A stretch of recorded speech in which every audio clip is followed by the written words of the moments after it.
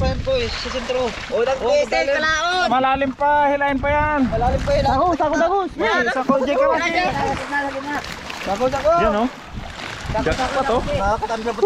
Amboy. Galing mo. Hindi ka kamarap. Doon ka. Jackpot. Nini, abot. Abot ka. Hindi mo pa nang giliyong. Ang dadaan ito. Abot. May bilid dyan sa ano? Wala.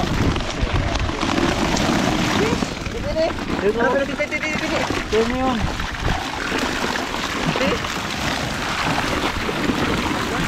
Bitawan mo na yung kunay ito.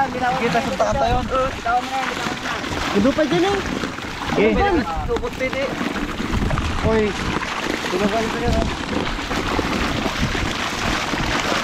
Kunaw na uncle. Saan po? Gabi na ulo na. Uy, Paul. Unang pwesel, kalaot. Dito tayo Ayan. magpapalita ito. Kalaot, unang blisig. Unang blisig namin mga kalaot.